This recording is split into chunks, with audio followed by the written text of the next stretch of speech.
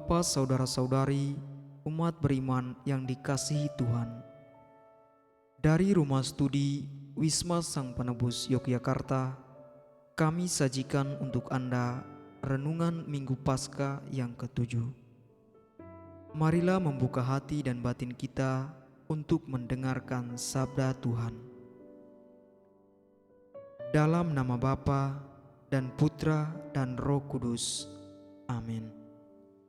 Semoga Tuhan beserta kita sekarang dan selama-lamanya. Inilah Injil Tuhan kita Yesus Kristus menurut Yohanes. Dimuliakanlah Tuhan.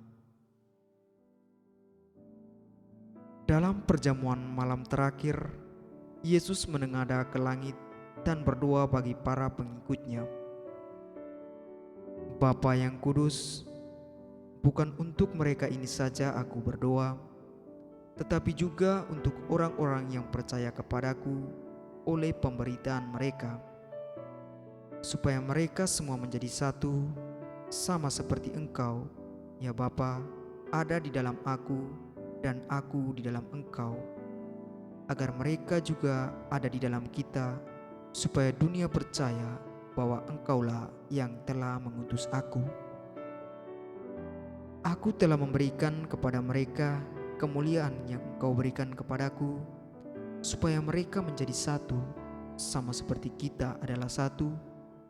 Aku di dalam mereka dan Engkau di dalam aku, supaya mereka sempurna menjadi satu, agar dunia tahu bahwa Engkaulah yang telah mengutus aku, dan bahwa Engkau mengasihi mereka sama seperti Engkau mengasihi aku. Ya Bapa, aku mau supaya dimanapun aku berada, mereka juga berada bersama-sama dengan aku, yakni mereka yang telah Engkau berikan kepadaku, agar mereka memandang kemuliaanku yang telah Engkau berikan kepadaku, sebab Engkau telah mengasihi aku sebelum dunia dijadikan. Ya Bapa yang adil, memang dunia tidak mengenal Engkau, tetapi aku mengenal Engkau, dan mereka ini tahu bahwa Engkaulah yang telah mengutus aku, dan aku telah memberitahukan namamu kepada mereka, dan aku akan beritahukannya, supaya kasih yang Engkau berikan kepadaku ada di dalam mereka, dan aku di dalam mereka. Demikianlah Injil Tuhan. Terpujilah Kristus.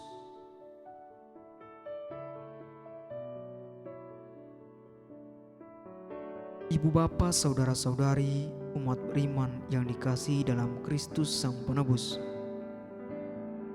Bacaan Injil yang diambil dari penginjil Yohanes hari ini mengisahkan tentang Yesus yang sedang berdoa kepada Bapanya pada saat perjamuan terakhir.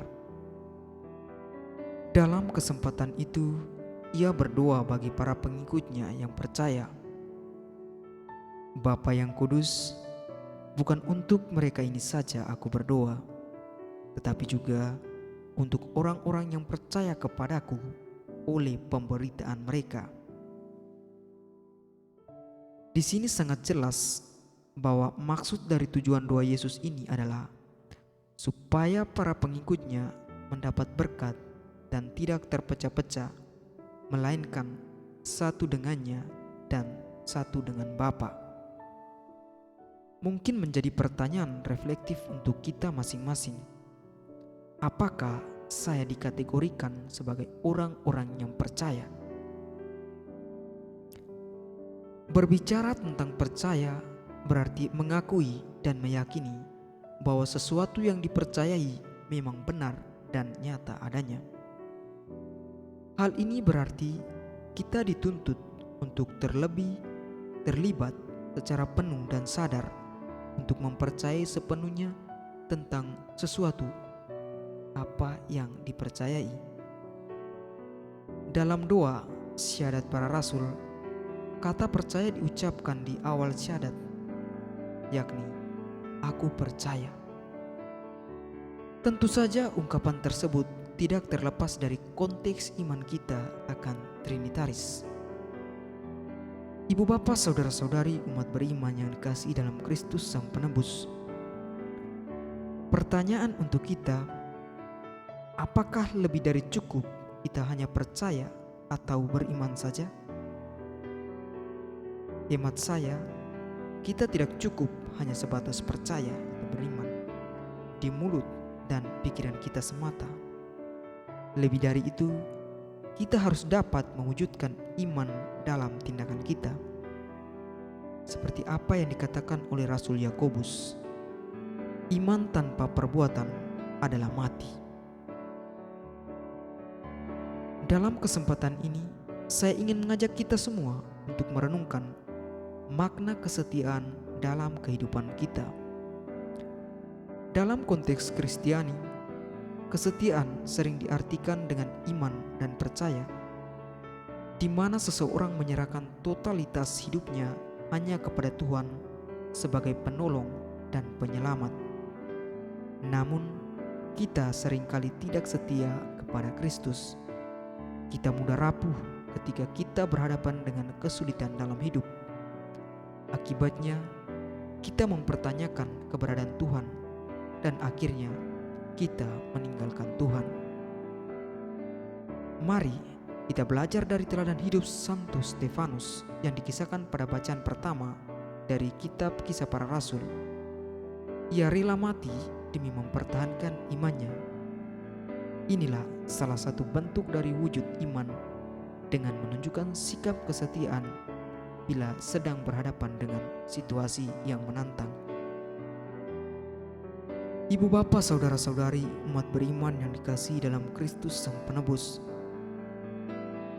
semoga renungan ini dapat menolong dan menggugah hati kita untuk kembali melihat sejauh mana kesetiaan iman kita, kesetiaan iman saya percaya kepada Tuhan. Apakah beriman sebatas di bibir dan pikiran saja? Kesetiaan merupakan kunci untuk kita selalu dekat pada Kristus dan menjadi satu dengannya. Marilah kita membawa diri kita masing-masing untuk terus percaya dan beriman kepada Yesus, agar hidup kita menjadi satu dengan Kristus dan Bapa di surga. Sama halnya jika kita bersatu dengan Kristus, maka kita memperoleh upahnya. Bacaan kedua dari kitab Wahyu, Yohanes menyampaikan pesan yang didengarnya. Sesungguhnya aku datang segera dan aku membawa upah untuk membalas setiap orang menurut perbuatannya. Amin.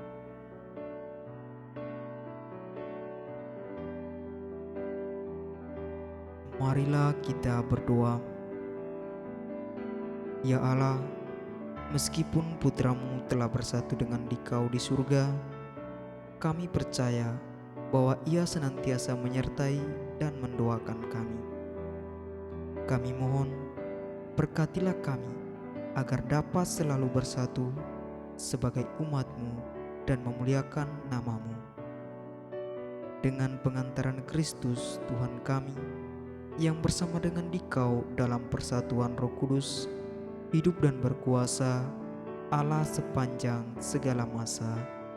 Amin. Dalam nama Bapa dan Putra dan Roh Kudus. Amin.